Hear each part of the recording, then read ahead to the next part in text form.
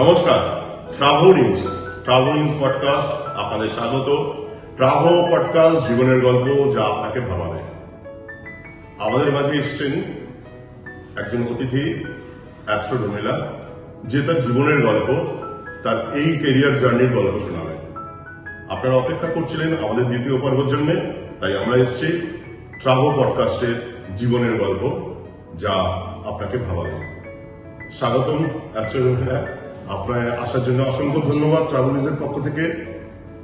প্রথমেই প্রশ্ন করব, আপনি কিভাবে আসলেন আমাদের এই কেরিয়ারে, কিভাবে আসলেন বা কে প্রেরণা ছিল আপনার? প্রথমেই আমি বলি, এই প্রফেশনে যে আমি আসবো এটা আমি নিজেও জানতাম না, এবং কিভাবে যে আসা সবটাই হয়তো ঠিক করাই ছিল যে আমি লাস্ট অব্দি এই প্রফেশনে আসবো এবং আমি এই কাজটাই করবো। আমার প্রেরণা আমি পেয়েছি কিছুটা, এবং সেক্ষেত্রে বলবো আমার বাবার থেকে।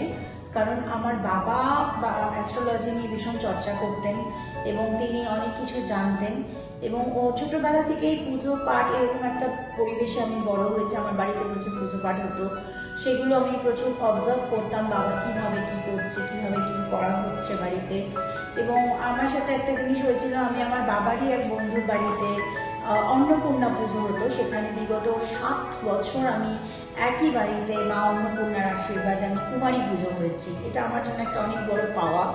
এবং তারপর ধীরে ধীরে আমি দেখতে পারলাম যে আমার মধ্যেও একটা ইন্টারেস্ট গ্রো করছে, বাবার বইগুলোকে নিয়ে পড়া, নাড়াঘাটা করা। এবং শুধু বাবা না, আমার জেঠুও বাস্তুবিদ ছিলেন, তিনিও বাস্তু নিয়ে অনেক পড়াশোনা করেছিলেন।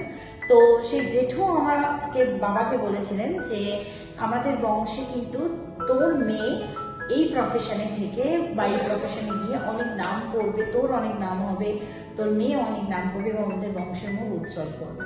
তো কোনো না কোনোভাবে আমি রিলেট করতে পারি সেটা, যে কথাটা ভুল নয়, তিনি যেটা সেই সময় অ্যানালাইসিস করে বলেছিলেন। কিন্তু সত্যি বলছি, আমি কোনোদিন ভাবিনি যে আমি এই প্রফেশনে এইভাবে, মানে আমার একটা সম্পূর্ণ একটা অন্য প্রফেশন ছিল, সেইখান থেকে পুরোপুরি 360 ডিগ্রি চেঞ্জ হয়ে আমি এখানে কিভাবে যে চলে এলাম আমি নিজেও জানি না।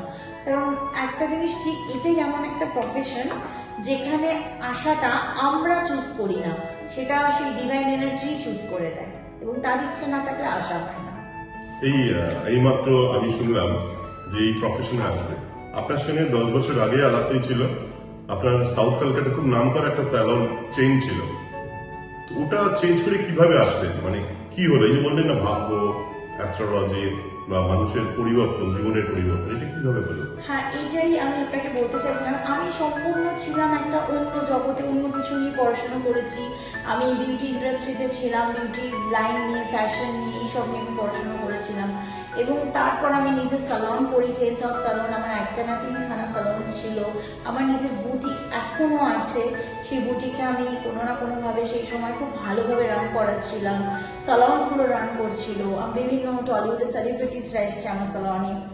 এবং তারপর হঠাৎ কিভাবে যে আমি সবকিছু ছেড়ে দিয়ে আমি এই প্রফেশনে চলে এলাম, স্টিল এটা আমি এখনো, মানে যেটা আমি উত্তরটা এখনো খুঁজতে চাই, কিন্তু কোনো না কোনোভাবে কিছুটা হয়তো খুঁজে পেয়েছি, কিছুটা পাইনি। কিন্তু সত্যি আমি যেটা আপনাকে বলছিলাম যে আমার ভাগ্যে এটাই লেখা ছিল যে এটাই আমার হবে, আমার দ্বারা এই কর্মটা ডিসাইড করাই ছিল। আমরা অনেক সময় অনেক কিছু নিজেরা করি, কিন্তু আলটিমেট যেটা আমাদের সাথে হয় সেটা কিন্তু অলরেডি উপরওয়ালা ঠিক করে রাখে, আর সেটাই আমাদের সাথে হয়। এআই এর যুগ, মোবাইল ফোনের যুগ, সোশ্যাল মিডিয়ার যুগ। আপনি আমাদের হিন্দু ধর্মের যে মন্ত্রধ্বনি, এটা আমাদের জীবনে কতটা প্রভাব ফেলে, আর এটা কি সত্যিই কাজ হয়? যেমন আপনি আমাদের রক্ষা কবচ মন্ত্র, তারাপীঠে বা শক্তি মন্ত্র যেগুলো হয়, এগুলো কি আমাদের জীবনের কোনো কাজে দেয়? আপনার কি মনে হয়? অ্যাস্ট্রো রুমেলার কাছে প্রশ্ন। দেখুন, মন্ত্র, তন্ত্র, যন্ত্র, এই 3টের প্রভাবই আমাদের জীবনে মারাত্মক। আগেকার দিনে এত মেডিসিনও ছিল না, এত ডক্টরও ছিল না, এত কিছুই ছিল না। মানুষ কিন্তু অনেক বড় থেকে অনেক বড় বড় রোগ মন্ত্রের দ্বারা ঠিক করেছে। এবং মন্ত্র, যদি আপনার সেই মন্ত্র সিদ্ধ করা থাকে, সিদ্ধ ছাড়া মন্ত্র কাজ করে না।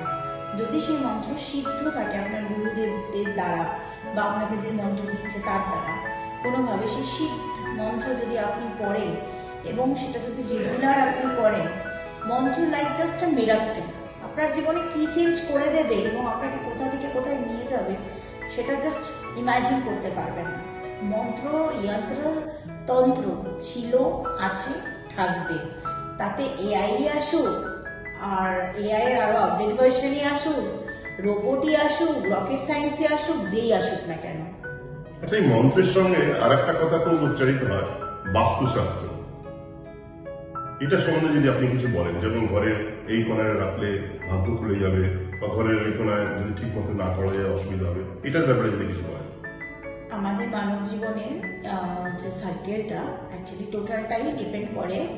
33% থাকে আমাদের ভাগ্য, 33% থাকে আমাদের বাস্তু, এবং 33% থাকে আমাদের কর্ম, পাস্ট লাইফের কর্ম। তো বাস্তুশাস্ত্রের আমাদের জীবনের প্রভাবটা অনেকটাই। আজকে আমি একটা মানুষকে দেখবেন, আপনার দেখবেন একই বাড়িতে বড় হওয়া ছোট ছোট ভাই বোনেরা, কেউ একজন কিছুদিন পর কোথাও গিয়ে সে খুব নাম করলো, আর একজন ওই বাড়িতেই রইলো, তার জীবন ভাবে চলছে, এবং আরেকটা কোথাও গিয়ে একদম বকে গেল। কেন? এরও প্রভাব পড়ে বাস্তুর জন্য। হ্যাঁ, আপনি যে বাস্তুতে থাকছেন বা আপনি যে বাস্তুটা থেকে সেই সময় বিলং করছেন, সেই বাস্তুটা কতটা ঠিক আছে এবং তার সবকিছু ঠিক কিনা, এবং আপনার যেটাকে আমরা বলে থাকি নিউজ অ্যাস্ট্রোলজিতে অ্যাস্ট্রোবাস্তু। তো এই অ্যাস্ট্রোবাস্তু আমাদের জীবনে আজকের দিনে কিন্তু সত্যিই খুব ম্যাটার করে, এবং দিল্লি, বম্বের মতো বড় বড় এইসব রিচ শহরগুলোতে কিন্তু প্রচন্ডভাবে এই বাস্তুশাস্ত্রটাকে ভীষণভাবে প্রায়োরিটি দেওয়া হয়ে থাকে। এবং এটা হয়তো আপনারাও জানবেন যে সেখানে সমস্ত বড় সেলিব্রিটি থেকে শুরু করে আমাদের সমস্ত বড় বড় ব্যবসায়ী, মানে যারা এখন আদানি বলুন, আম্বানি বলুন, টাটা বলুন, বিড়লা বলুন, সবাই কিন্তু বাস্তুকে খুব প্রায়োরিটি দেয়। তো বাস্তুশাস্ত্র কিন্তু আমাদের জীবনে অনেক কিছু ম্যাটার করে, অনেক কিছু দেয় আমাদেরকে। আমার মনে হয় আমাদের সাধারণ মানুষরাও এখন আমরা একটু সজাগ হচ্ছি, আমরা এখন একটু বাস্তু নিয়ে আমরা নিজেরাও একটু নাড়াঘাটা করছি এবং জানছি যতদিন যাচ্ছে, এবং তাতে কিন্তু আমরা সবাই এফেক্টটা বুঝতে পারছি যে আমি আজ থেকে 3 বছর আগে কি ছিলাম আর এখন আমি কোথায় আছি বা আগামী দিনে কোথায় থাকবো।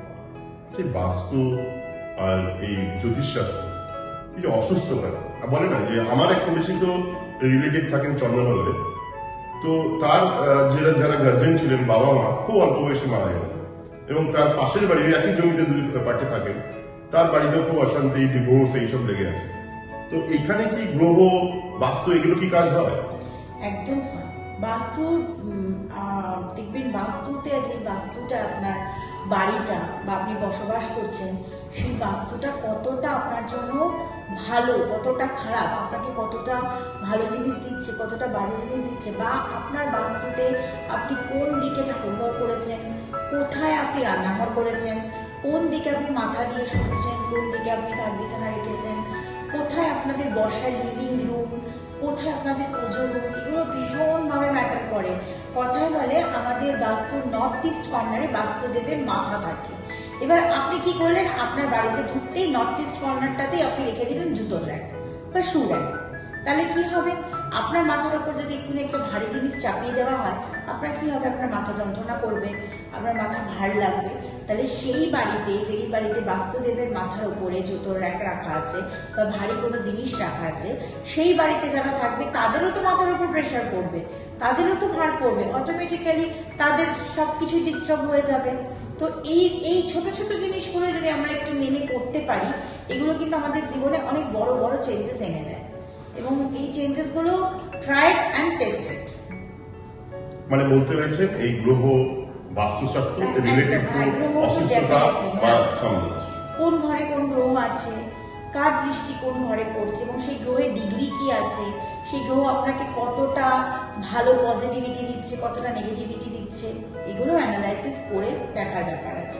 আচ্ছা, এই যে সম্পর্ক আমি দেখছি বর্তমান সমাজ ব্যবস্থায় বিয়ে হচ্ছে খুব তাড়াতাড়ি, ধরুন লাভ ম্যারেজ, তাদের সঙ্গে রিলেশন 10 বছর 12 বছরে, 1 বছর বা 2 বছরের মধ্যেই দেখা যাচ্ছে ডিভোর্স হয়ে যাচ্ছে। তো জ্যোতিষশাস্ত্র, অ্যাস্ট্রোলজি বা আপনি যেটা বলছেন, এগুলো কি তার প্রভাব রয়েছে? হ্যাঁ, বা তার প্রতিকারটা কি যদি একটু বলেন আমাদের? এই জন্যই তো বলা হয় বিয়ের আগে একবার চার্ট মিলিয়ে নিয়ে ম্যাচ মেকিং করে নিয়ে হরোস্কোপ দেখিয়ে বিয়ে করতে। কিন্তু দুঃখের বিষয় হচ্ছে এখনকার দিনের জেনারেশন মানতেই চায় না এসব কিছু, তারা বিলিভ করে না, তারা খুব স্মার্ট, তারা সব কিছু জানেন যে আমরা সব কিছু ওভারকাম করে নেব। কিন্তু কিছু কিছু জায়গা আমাদের হাতে থাকে না, জন্ম, মৃত্যু, বিয়ে, কে আমার বাবা মা হবে, কে আমার ভাই বোন হবে, যেমন এইগুলো আমাদের হাতে থাকে না, তেমনি আমাদের হাতে সবকিছু চয়েস তো উপরওয়ালা দেয়নি। হ্যাঁ, আমাদেরকে সে ফ্রিডমটা দিয়েছে চয়েস করার, কিন্তু সবকিছু আলটিমেট আমরা চয়েস করতে পারি না।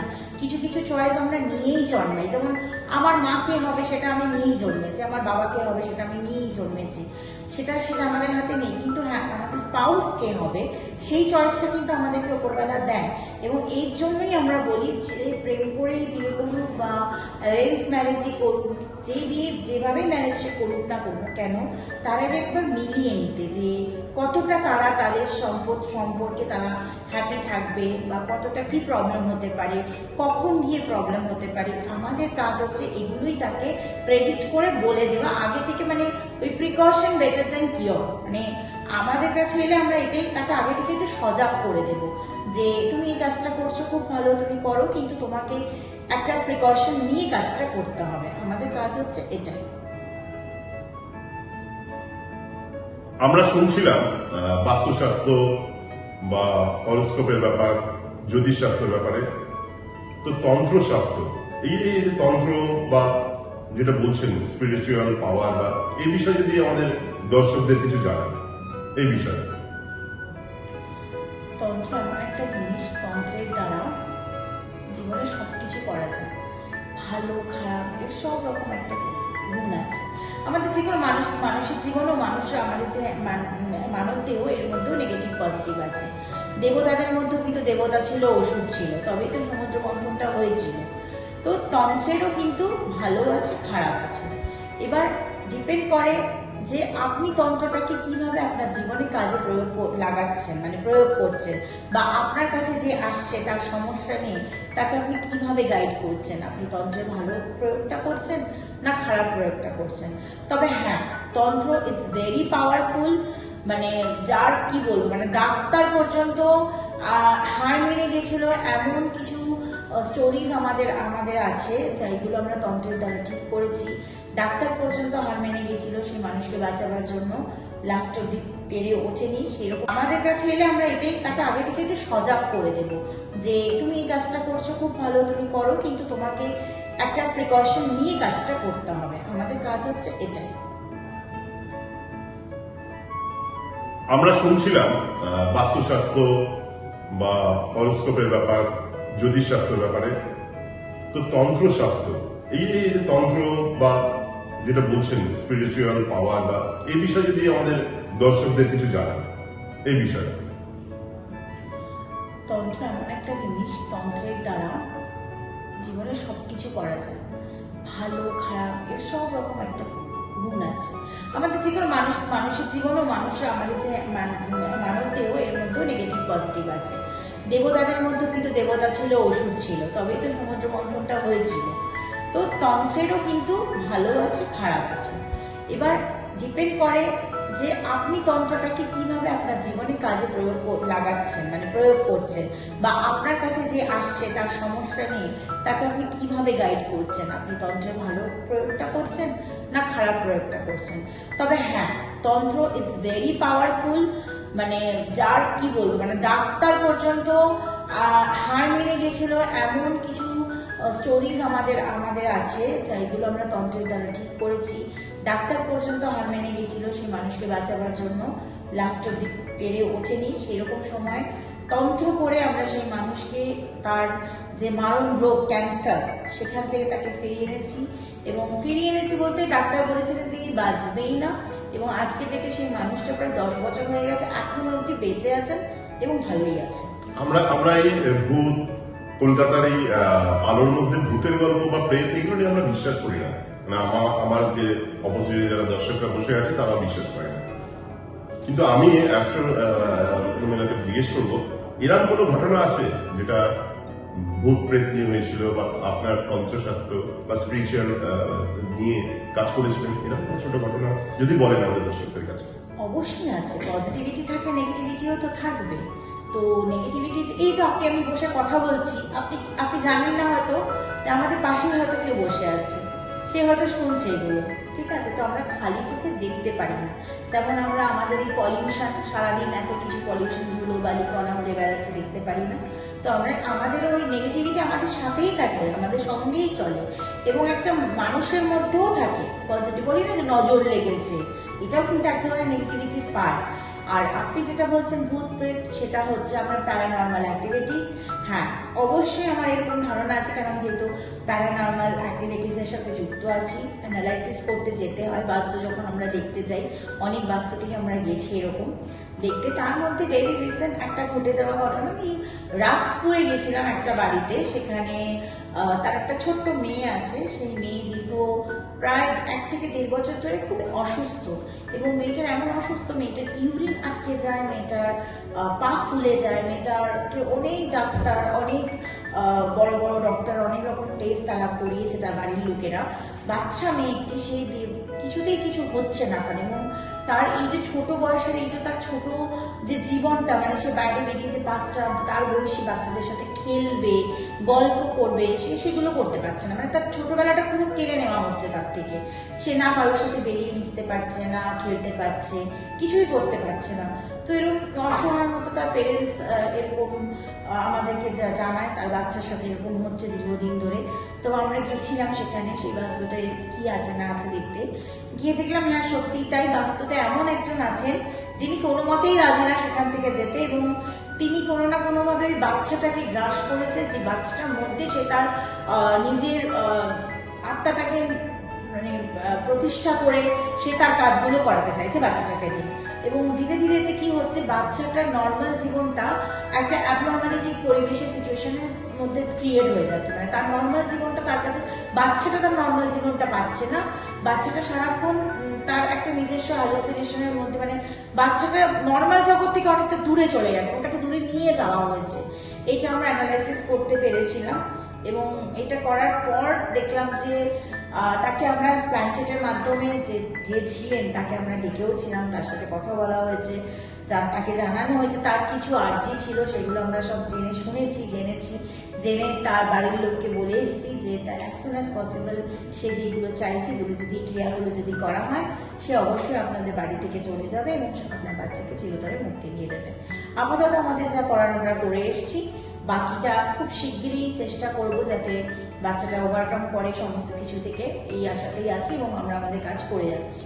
আমাদের অফিস পার্কস্ট্রিটে, তো পার্কস্ট্রিটের অফিস থেকে যখন বেরিয়ে যাই, সামনে একটা খুব নাম করা কলেজ রয়েছে, তো সেখানে আমি দেখি, মাঝে মাঝে দেখি ফ্রাইডে নাইটে বা যখন রাত হয়ে যায়, ইয়াং জেনারেশন ওরা খুব দেখি নেশা করে, এবং অন্যরকম পোশাক আশাক, বোঝা যায় যে বাড়ির কথা হয়তো শোনে না, পড়াশোনার হয়তো ঠিক করে কিনা করে জানি না, কিন্তু ইয়াং জেনারেশন, বিশেষ করে কলকাতার বাঙালি এই ছেলে মেয়ে, বাবা মা সবসময় একটা তাদের এগেনস্টে যে তারা পড়াশোনা ঠিক করে না, মোটিভেট হয় না, নেশা করে, ফ্যামিলি লাইফ গিয়েও সুখী হয় না, শাশ্বত হয় না। তো আমার এই ইয়াং জেনারেশনের ব্যাপারে আপনি যদি কিছু বলেন, কি করা উচিত, কি করা উচিত না, এগুলো যদি কিছু বলেন। সত্যি কথা বলতে এখনকার ইয়াং জেনারেশন না কিছুই মানতে চায় না, তারা বাবা মার কথাই মানতে চায় না। আর গ্রহ নক্ষত্র, ঠিক আছে, তার সাথে আপনার এই পাথর, জেমস্টোন, রুদ্রাক্ষ, মাদুলি, তাবিজ, কবচ, তারা কিছু মানেই না, তারা ভাবেই না যে তারা ইনফ্যাক্ট ভগবান বলে যে কেউ আছেন সেটাও দেখবেন মানতে চায় না। অনেকে বলে I believe in god, I don't believe in god. তো কথাটা হচ্ছে সেটা না, এই জেনারেশনকে বোঝাতে হবে যে ঠিক আছে তুমি ভগবান মানছো না, তুমি কোনো কিছু মানো না, ঠিক আছে, সেটা তোমার বিশ্বাস, তোমার ইচ্ছা, কিন্তু তোমাদের জন্য জিনিস আছে যেটা তোমরা করতে পারো। সেটা কি? Manifestation, law of attraction. এখনকার দিনে জেনারেশনের মধ্যে এই কথাটা ছড়ানো খুব দরকার যে তুমি আমাদের যে ডিভাইন এনার্জি বা আমাদের যে গড, তুমি তাকে নাই মানতে পারো, কিন্তু তুমি তোমার জীবনকে কি করে ভালো করবে, কি করে জীবনে উন্নতি করবে, কিভাবে ভালো থাকবে, কিভাবে তুমি নিজেকে নিজের লাইফে আপগ্রেড করবে, এগুলোর জন্য তুমি ল অফ অ্যাট্রাকশন, ম্যানিফেস্টেশন, এই যে টেকনিকগুলো, এগুলো যদি তারা ফলো করে, তারা কিন্তু জীবনে ভগবানকে না মেনেও তারা কিন্তু অনেক দূর অব্দি যেতে পারবে। এবং আমার মনে হয় কিছু কিছু ইয়াং জেনারেশন এখন সেটা বিলিভ করা শুরু করেছে যে না, ল অফ অ্যাট্রাকশন, ম্যানিফেস্টেশন এগুলো ভীষণভাবে কাজ করে। খুব ভালো লাগলো, অনেক সময় দিয়েছেন, ওনার ব্যস্ততার মধ্যেও ট্রাভেল নিউজ পডকাস্টে এসেছেন, আপনি ওনার অভিজ্ঞতার কথা শুনলেন, ওনার জীবনের গল্পটা শুনলেন। এরপরে আবার দ্বিতীয় এপিসোডে আমরা যাব ট্রাভেল নিউজ পডকাস্ট জীবনের গল্প যা আপনাকে ভাবাবে। আমাদের অতিথি বিখ্যাত অ্যাস্ট্রোলজার রুমেলা ম্যাডাম এসেছিলেন, ওনাকে আমাদের ট্রাভেল নিউজের পক্ষ থেকে অসংখ্য ধন্যবাদ, শুভেচ্ছা। আপনি এগিয়ে চলুন, ট্রাভেল নিউজ আপনার সঙ্গে রয়েছে। দেখতে থাকুন ট্রাভেল নিউজ, সংবাদ আমাকে এত সুন্দর একটা প্ল্যাটফর্ম দেওয়ার জন্য।